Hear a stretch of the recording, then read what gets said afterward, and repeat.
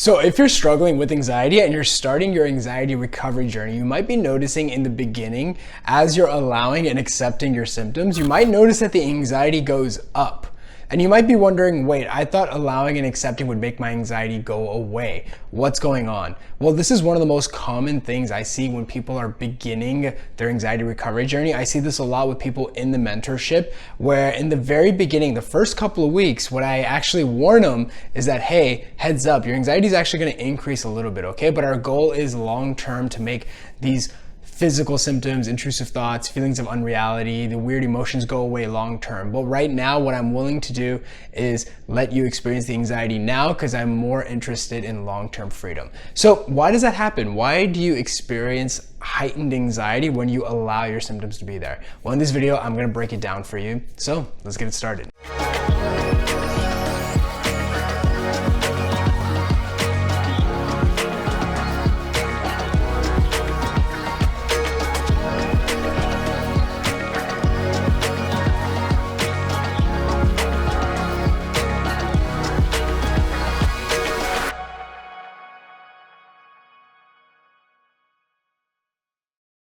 So before you start even allowing and accepting your symptoms to be there, this is a good opportunity for you to understand, first of all, what's even going on. Why are you experiencing these symptoms? What are the mechanics of anxiety? Because I feel like if you don't understand the mechanics of anxiety, it's going to be almost impossible to allow your symptoms to be there. If you're struggling with heart palpitations and you feel like every time you are having heart palpitations, it's the onset of a heart attack, you're just not going to allow it. You're going to tell yourself this is way too important, that I got to get it ruled out. So it's really important for you to understand the mechanics first. And if you really want to know, I have a free ebook down below that breaks down the mechanics of anxiety, why anxiety creates certain symptoms, why certain symptoms happen, and how to focus on the steps of recovery. Now, allowing and accepting is a very simplified way of breaking down how to respond to the anxiety. But with that said, what I find is a lot of people in the very beginning too, and I see this a lot more when I'm guiding people closely, when I'm monitoring their progress, when me and my mentorship team are guiding people through the recovery journey, we always see this common pattern, which is when they finally start allowing their symptoms to be there, the first thing we teach them is, hey, listen, moving forward, I don't want you to do anything about these symptoms. I don't want you to focus on having it go up, go down. You don't worry about that. Your biggest thing right now is if the symptoms come, just let them be there and give them as much space as possible. And your job is just to live your life. And what I'm really trying to teach people that are struggling with anxiety, once they understand the mechanics, once I really spend a good amount of time helping them understand what's going on, is I want them to start getting used to the fact that they don't need to do anything about this. This might be very difficult to grasp, but it's in fact the constant doing that keeps the anxiety alive. Now, what I mean doing, I mean trying to resist your symptoms, trying to adjust your day based on whether the symptoms are high or low. If you're struggling with really intense DPDR, you might not go to certain places. Or if you're experiencing heart palpitations, you might call sick from work. You're very reactive to your symptoms. And one of the first things I help people focus on is, hey, look, whether the symptoms are high or low, doesn't matter. You are just going to keep living life, and if the symptoms come, let it come side by side with you. You might be feeling scared while you're doing certain things with the symptoms there. I always say the same thing, which is do it scared. If you feel scared, that's okay. Feel scared and do it anyway. Now, what's ironic is that once people actually start doing this, once they almost start putting their guard down from anxiety, they'll notice that the anxiety goes up. And this is because for the first time, you're actually letting the anxiety be there. You're not resisting your symptoms. But a common mistake I see people make, because they don't understand the mechanics of anxiety, they're just focused on not feeling the anxiety. They just don't want to feel it. They're always focused on short-term comfort. And what they find is that once they let their guard down and anxiety goes up, they tell themselves, oh, the anxiety goes up, so this doesn't work. But you should really ask yourself fundamentally, what do you want? Do you want to just be coping and managing with your anxiety, and every time it goes up, you do something to bring it down? Or are you more interested in living a free life and not even worrying about the anxiety coming and going because it doesn't really bother you? See, the more you resist the symptoms, the more it persists. This is why when people are struggling with anxiety, their physical symptoms become so intense. And it's so intense where it can actually mimic certain illnesses. That doesn't mean they're sick, but it actually can feel like that. And when they go to their doctors and they get everything ruled out, they just have such a hard time believing that this is just anxiety because the physical symptoms are just so intense. This also applies to intrusive thoughts, when people are experiencing thick depersonalization, derealization, when they're feeling the weird emotions, the brain fog, the feelings of sadness. The reason why these symptoms persist so much, and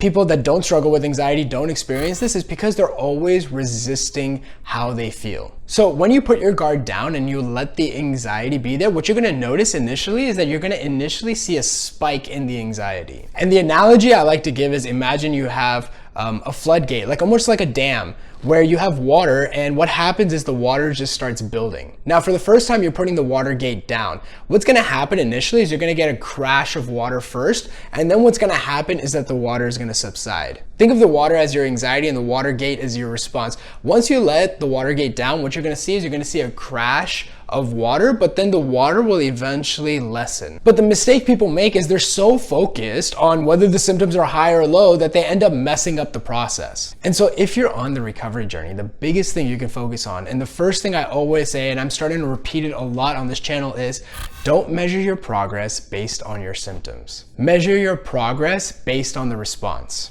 Here's a little well-known secret about the mentorship. People that are focused on overcoming their anxiety, when they're in their mentorship, they are experiencing anxiety. In fact, because they're pushing their boundaries, I would say they're experiencing even more anxiety than people that aren't focused in their anxiety recovery journey. But it's actually really interesting because they're experiencing anxiety in a way where they won't have to deal with anxiety long term. One of the mentors in the mentorship says it very well. It's like, look, you're gonna be experiencing anxiety if you're resisting it, and you're going to be experiencing anxiety if you're focused on allowing and accepting your symptoms. But the only difference is that when you're allowing and accepting your symptoms, you're focused on long-term freedom. The good news is that every time you're experiencing anxiety, there's a means to an end in the future, which is freedom. But the issue is that if you're always measuring your progress based on how you feel, you're always going to be spinning in circles. Have you ever had times where you felt like, okay, I'm out of this. Okay, the anxiety's low. I might be out of this. Only after maybe a couple of days or even a couple of weeks or months, all of a sudden all the symptoms come crashing and you're thinking, oh no, I'm back to square one. What's the cardinal mistake here? The cardinal mistake is that you're measuring your progress based on your symptoms, right? And I understand, because you want these symptoms to go away. But in order to make the symptoms go away, you don't focus on the symptoms. An analogy I like to give is, I have a plant back here. If I wanted to focus on growing a plant, I can't just keep looking at the plant and be like, okay, grow plant. Okay, is it growing? Is it not growing? What I do is I focus on the soil, I focus on the sunlight, I focus on the fertilizer, I focus on giving it water. I'm not focused on constantly measuring the plant size. I know that if I do all these things, the plant will grow on its own. And that's exactly like anxiety recovery. If you just focus on responding and not measuring too much of whether the symptoms go up and down, but measuring your progress based on how well you respond, what you're gonna see is that the anxiety disappears on its own. And here's the amazing part. You start learning that you don't have to do anything about this. Can you imagine that? Can you imagine the fact that you don't have to do anything about your anxiety and the anxiety will subside on its own? A lot of people ask me, how do I regain confidence in my body and my mind? I just made a video on that recently. But the truth is that if you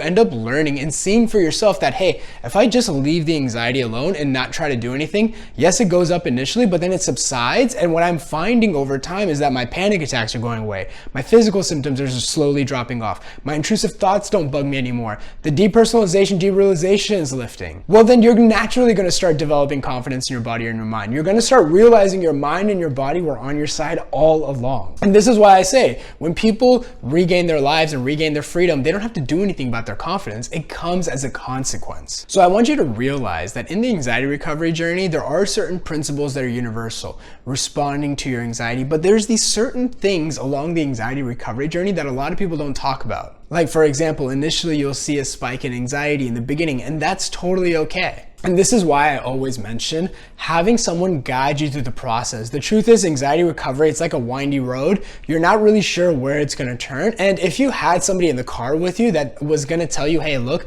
this is gonna happen when this happens. Hey, expect this to happen, no big deal. You would be less shell-shocked by the whole experience. And the great part is, you would get to your destination even faster. Look, the truth about recovery is that recovery comes from within. You can do this on your own, and that's totally okay if you decide to do that. But there's also an opportunity now with technology, with resources out there, where you can collapse time, where you can get through the recovery journey faster, a little less painful. I know it's something I would have wished I would have had during my anxiety recovery journey, and I feel like I recovered at a time where It was just too early for someone to guide me through the recovery journey. I tried to reach out and get as much help as I could, but I just didn't find the right people. And so unfortunately I had to do it myself. But the good news was I managed to do it, but there was a lot of suffering involved. And so the whole goal of this channel, the whole goal of the mentorship is really just to collapse time for you and guide you through the process faster so that you don't have to deal with this. Again, the prize for recovery is not the symptoms going away. The prize is going back to living.